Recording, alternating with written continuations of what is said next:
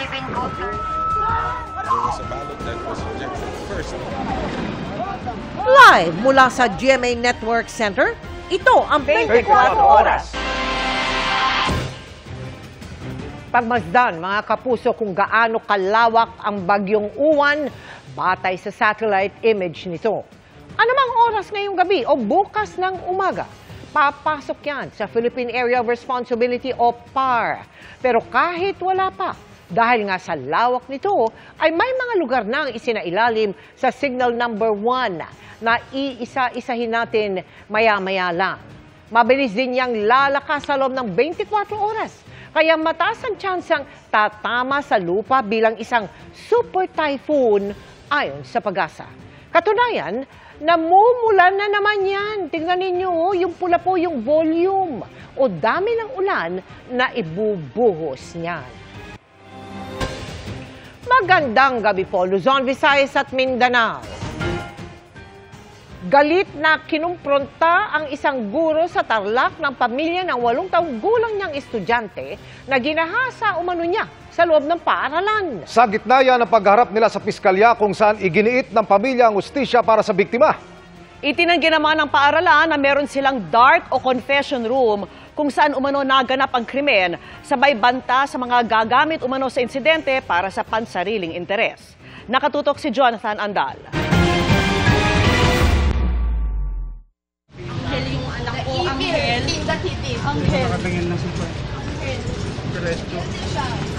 Hindi nakapagpigil ang mga magulang ng 8 taong gulang na grade 3 student nang makaharap sa piskalya ang 23 anyos na gurong gumahasa umano sa bata. Hindi po siya makatingin ng diretsyo. Hustisya yung gusto ko para sa anghel kong anak na inabuso ng isang teacher. Si teacher ayaw munang magbigay ng pahayag ayon sa kanyang abogado. Pero nagpasaan nila sila sa piskal ng sagot sa aligasyon o counter affidavit. Noong October 29 sa kwartong ito, nakadikit ng classroom sa Paniki, Tarlac, sinasabing hinalay ng guro ang batang babae. Tinatawag umano ito ng guro na confession room, pero dark room ang tawag dito ng bata dahil madilim. Naglabas ng pahayag ang paaralan na hindi namin papangalanan para sa proteksyon ng lahat ng estudyante. Itinanggi nilang may dark o confession room sa paaralan. Hanggang kahapon, wala pa umanong natatanggap ang paaralan na formal na report o komunikasyon mula sa magulang ng bata sa kabila ng mga hakbang nila para makausap ang mga ito. Itinanggihan ng ina ng bata, hindi umano sinagot ng acting principal ang tawag niya sa messenger hanggang matawagan na niya ang cellphone number nito. Nang tanungin kung kailan sila a-action ay sinabi umano nitong sa November 3. At nang iginiit ng ina na gusto niyang makausap ang presidente ng paaralan, sinabing i-update na lang siya. Naghintay pa umano ang ina ng 2.5 araw para makakuha ng appointment sa presidente ng paaralan. Sabi ng paaralan, may ginawa na silang hakbang 2 araw pa lang matapos ang insidente para palakasin ang seguridad at kaligtasan ng mga estudyante. Dati na nilang sinabi na maglalagay na sila ng mga CCTV at ipinatutupad na ang no-touch policy o pagbabawal sa mga gurong humawak sa mga estudyante. Nagbanta ang paaralan na gagawa sila ng mga hakbang laban sa mga gagamit ng tinawag nilang isolated incident para sa kanila umanong pakinabang o pagkiling. Mula Tarlac City, para sa GMA Integrated News, Jonathan Andal, nakatutok 24 oras. Nagkagirian naman ang pulisya at ang mga rallyista na sumugod sa tanggapan ng ombudsman. Apila nila, huwag pagtakpan ang mga dapat managot sa mga maanomalyang proyekto ng gobyerno. Nakatutok si Salima Refran.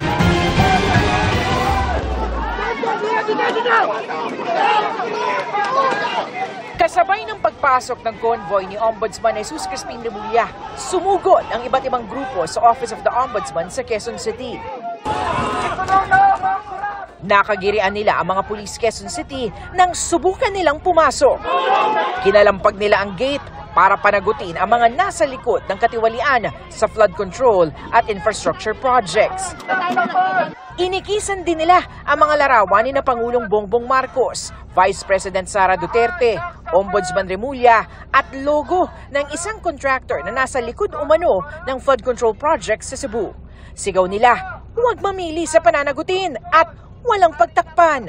At dapat ay isama si Marcos Jr. na iimbestigahan dahil naniniwala kami na si Marcos Jr. ang pangunahing korap dito. Siya ang pumirma ng napakalaking pondo para sa flood control project.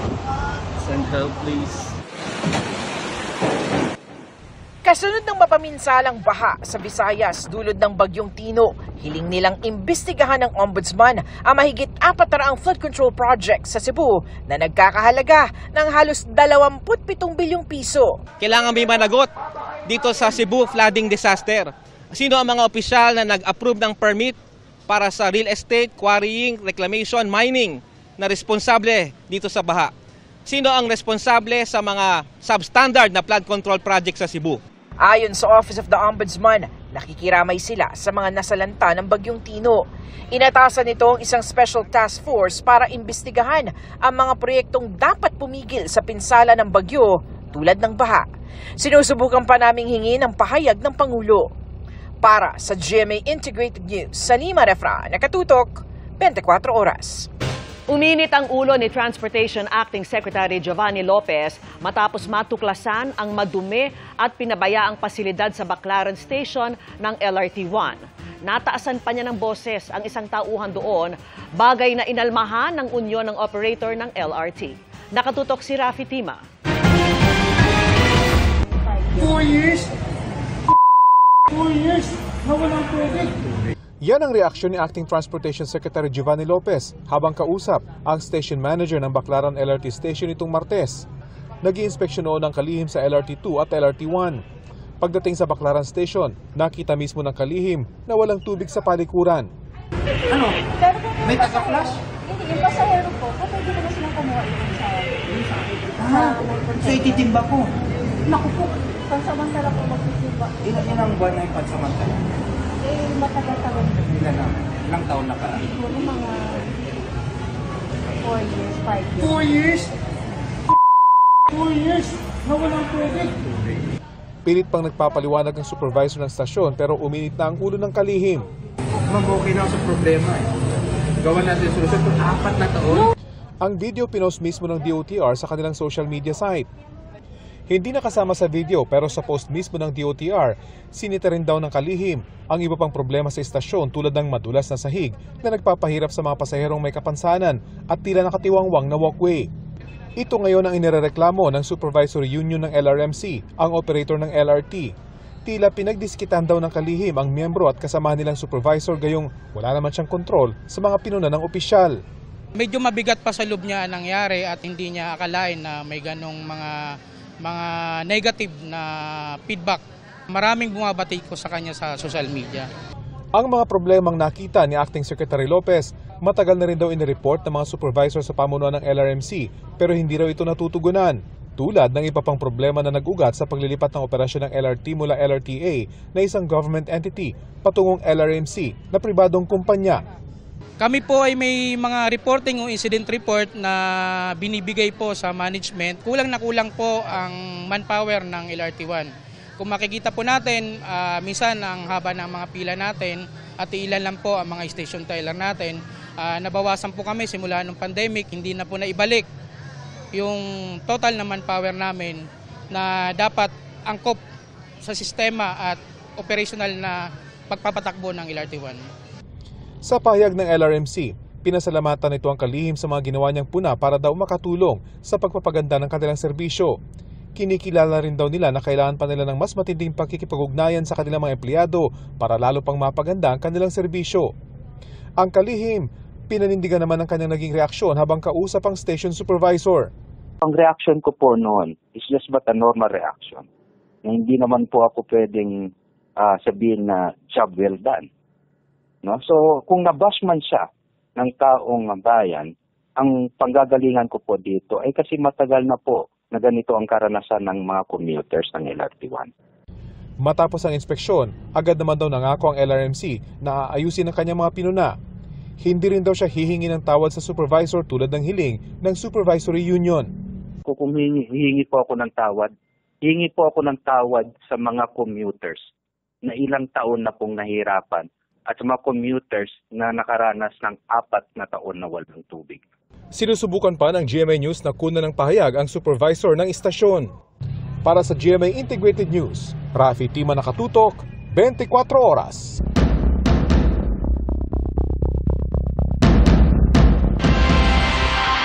Hinimok ng national government ang mga lokal na pamahalaan na magpatupad ng preemptive evacuation bago pa man tumama ang paparating na bagyo. Sa Catanduanes, kung saan nakataas na ang signal number 1, itinaas na rin ang red alert. Nakatutok si Chino Gaston. Ilang bagyo na ang kararaan pa lang sa bansa. Ito na naman at papasok sa Philippine Area of Responsibility ang isa pang bagyo na pinangangambahang magiging isang super typhoon.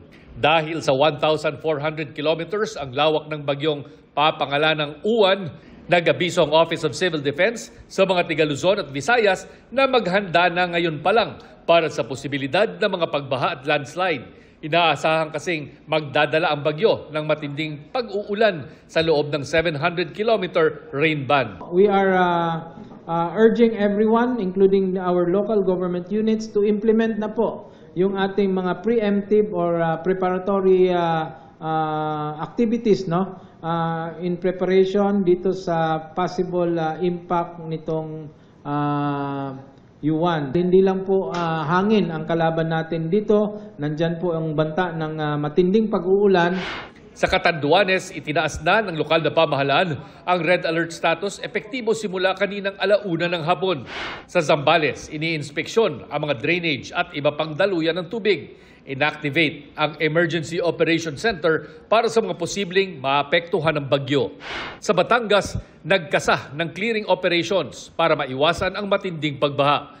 Hinimok ng mga otoridad ang mga LGU na magpatupad na ng preemptive evacuation. Dapat daw sa linggo pa lang ay nasa evacuation center na ang mga residente, lalo na sa mga nasa high-risk area. Marami ho dun sa mga namatay, dun sa experience ating kay Tino ay mga nabagsakan ng puno o kaya ng kahoy. Maaaring magkaroon tayo ng mga cuts and lacerations and other traumatic injuries sa mga lumilipad na yero, sa mga lumilipad na mga bagay. So pag tayo po ay pina-evacuate, ang pinakaligtas na lugar po is yung evacuation center. Payo ng Pag-asa sa mga lumikas noong bagyong Tino, huwag munang bumalik sa kanilang mga nasira o nalubog na bahay. Hanggat meron tayong oversaturation ng mga ground, ay there's still a possibility na magkaroon ng landslide sa kanilang lugar. Sa taya ng OCD, mahigit 8.4 milyon na individual ang maapektuhan ng bagyong Uwan sa Region 1, 2, Cordillera, Region 3, Calabarzon, Mimaropa at Catanduanes. Bilang paghahanda sa epekto ng super typhoon, payo ng OCD, mag-imbak ng supply na tubig at pagkain para sa 3 hanggang 5 araw. At asahan din daw ang posibleng mga brownout at pagkawala ng telco at internet signal. Para sa GMA Integrated News, Chino Gaston, nakatutok, 24 oras. Dumako naman tayo sa lalawigan ng Aurora, kung saan ngayon pa lang marami nang nag-rebook o nagkansela ng kanilang resort at hotel bookings dahil sa pangamba sa paparating na bagyo. Mula sa Baler, nakatutok live si Ian Cruz. Ian? Kaya naman Mel, nakita natin talagang puspusan na ang paghahanda ng iba't ibang ahensya ng pamahalaan ito sa Aurora dahil nga sa paparating na bagyo, lalo't ito pa naman kanilang lalawigan ang isa sa posibleng unang tamaan ng bagyong Uwan. Ika nga'y calm before the storm ang hinabol ng mga nag-beach sa Baler, Aurora. In-enjoy lang po namin kasi baka bumagyo na rin po bukas. Pero ramdam na ang pagtamlay ng mga resort at hotel sa dami ng mga nagkansela o nag-rebook. Kahit kasi weekend na bukas, sasabay naman ang paparating na super bagyo. So far, may mga nag-rebook na ng mga rooms nila dahil nga nabalitaan na rin nila na may paparating na super typhoon. Yung iba naman, umaasa pa rin na lilihis yung bagyo. But maybe tomorrow makapag-decide sila kung magsistay pa sila or kailangan nilang umalis. Ahabulin ding makaalis ng pamilya Paris na sumaglit lang dito para sa kaarawan ni 3D. Biyaheng Iloilo sila dapat pero di natuloy dahil sa mga bagyo. Overnight lang naman kami, so tomorrow lang babalik na rin kami ng Manila.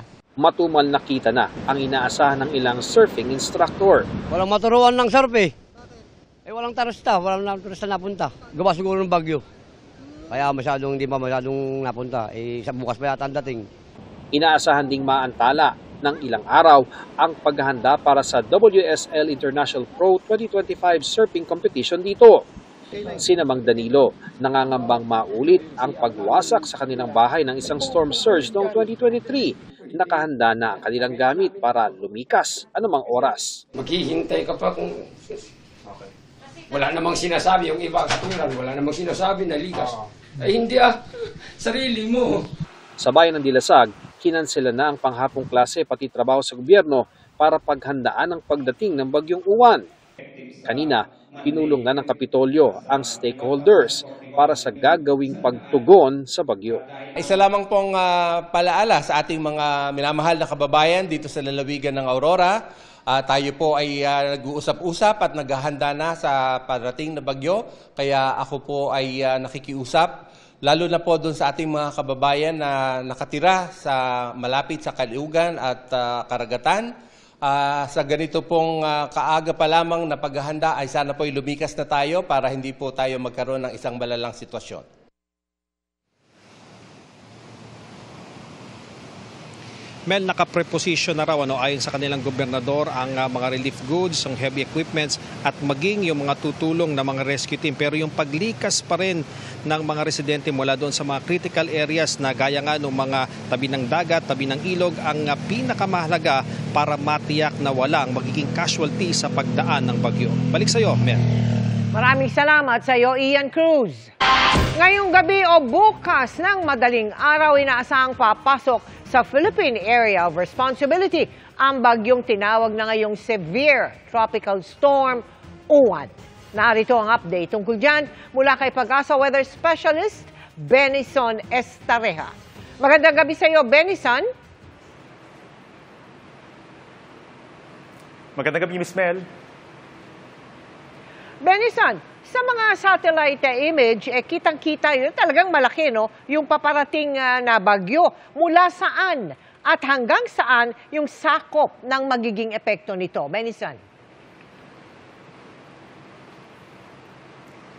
Well, Miss Mel, napakalawak nga po itong si Bagyong Uwan. At sa ngayon po, nasa 780 kilometers yung kanyang radius and yung kanyang diameter po ay nasa around 1,500 kilometers. So kung ito po ay ating susukatin, simula po dito sa may Maynila, pag magsusukat tayo ng kanyang radius, posibleng umabot pa yan dito sa may hanggang Batanes. And from Maynila, pababa naman po dito sa may hilagang bahagi po ng Zamboanga Peninsula. So ibig sabihin, pag may narinig na po tayo na 800 kilometers na distansya mula dun sa sentro ng bagyo, yung ating mga susunod po ng mga bulletins, ibig sabihin malapit na kayo dun sa edge. At kapag nakapaloob na kayo with around 700 kilometers distance po dun sa kanyang sentro. Benison, ulit ko lang sa maglit, ha? Yung nabanggit mo yung Manila, no? Kasama ang Metro Manila. Pati ba ilang bahagi ng Kabikulan, Benison? Kasama?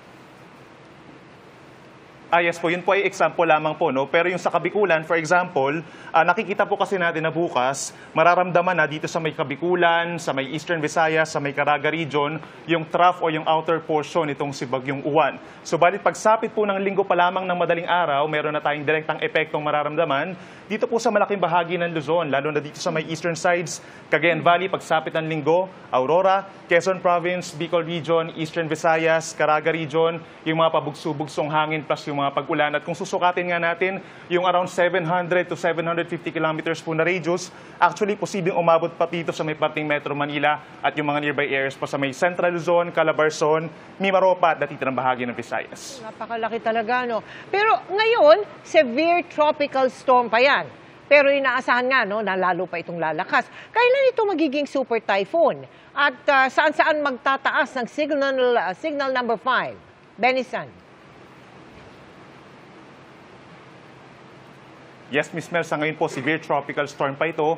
Bukas, inaasahan na ito na lalakas pa bilang isang typhoon with minimum na wind speeds of around 120 to 130 kilometers per hour. Pero dahil ito'y lalapit sa ating kalupaan na mainit, Philippine Sea po ito, nagkakaroon dyan madalas ng rapid intensification. So possible, late tomorrow or sa madaling araw po ng Sunday, ay lalakas ito bilang isang super typhoon. So yung estimated na lakas niya, by that time, 185 kilometers per hour. And at the same time, madaling araw po ng Sunday, malapit nga ito dito sa may parting Kabikulan at sa may Eastern Visayas Visayas. At yung ating mga wind signal number 5, ito yung pinakang mataas po na possible na wind signal na itaas natin.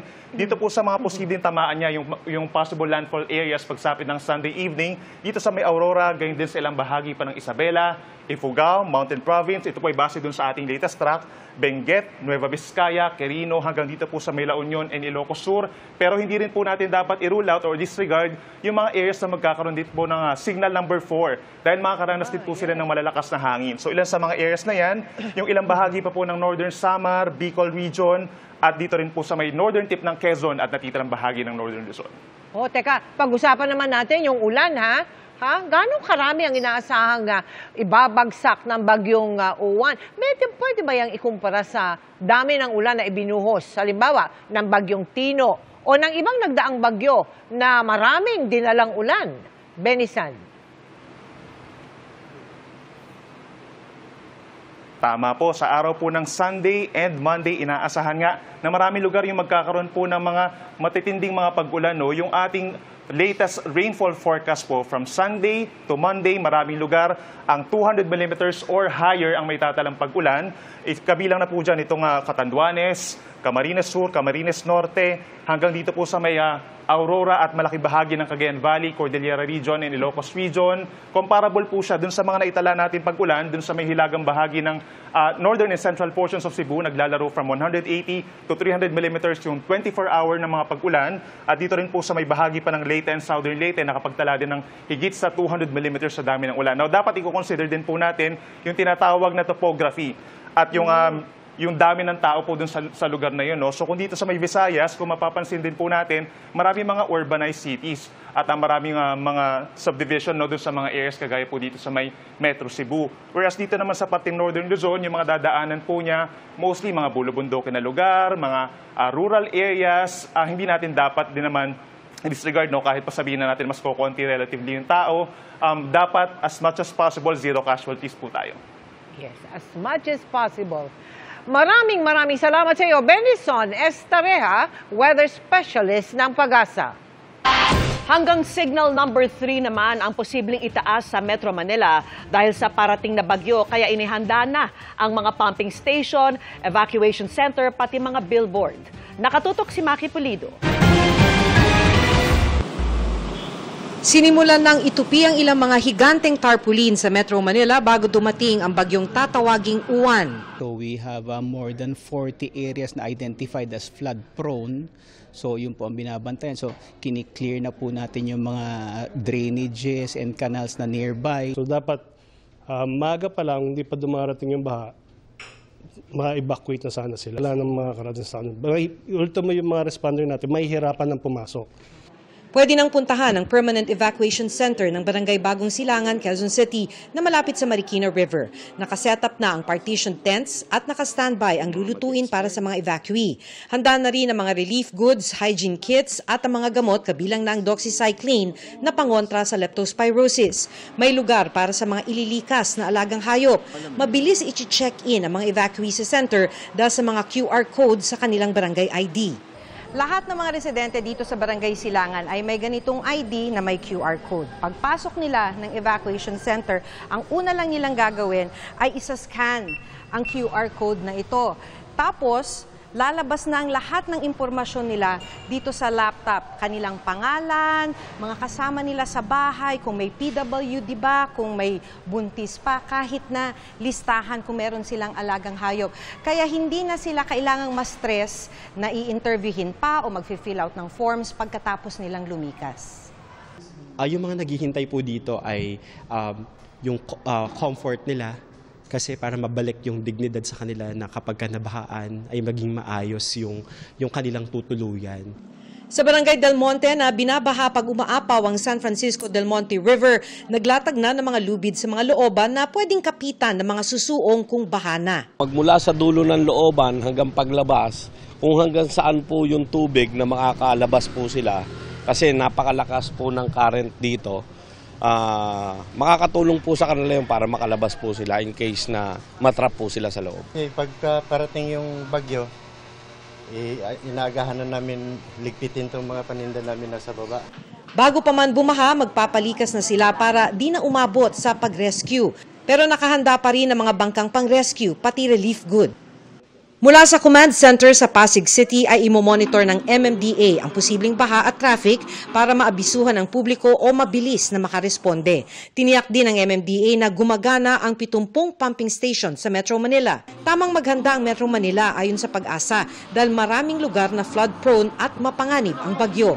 Asahan din ang landslide at storm surge sa ilang baybayin. Habang papalapit pa ang bagyo at lalong-lalo na malapit na sa kalupaan, of course we expect na maging more intense. The best is maging alerto, maghanda at mas more subaybayan yung mga information ng mga binibigay ng Pag-asa. Para sa GMA Integrated News, Maki Pulido, nakatutok 24 oras.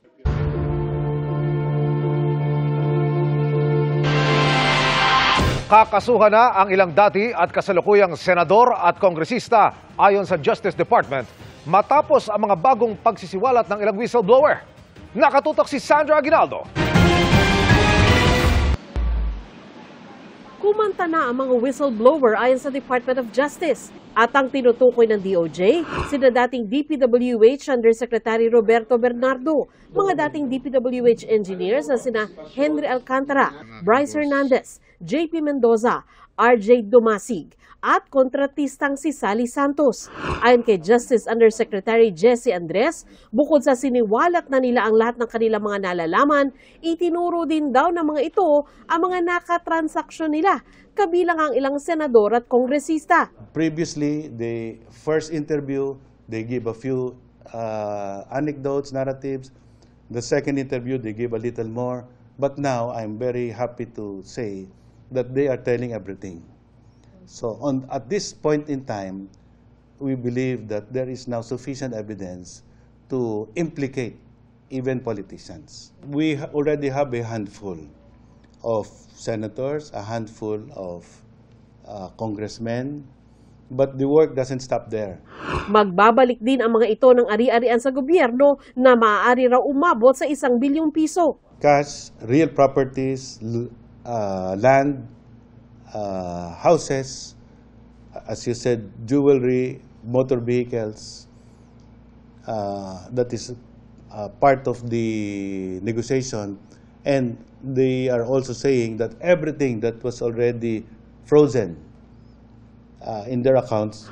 Inihahanda na raw ang kasunduan para mapabilang ang mga whistleblower sa Witness Protection Program. Pero kailangan masunod ang reglamento sa ilalim ng batas. Their testimony should be absolutely necessary for the prosecution of the case, and that they are not the most guilty in the scheme of the crime.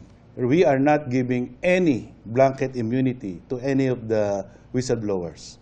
And they have agreed to that, and they understand the situation. But we will give specific immunity for each particular case where their testimony will be used.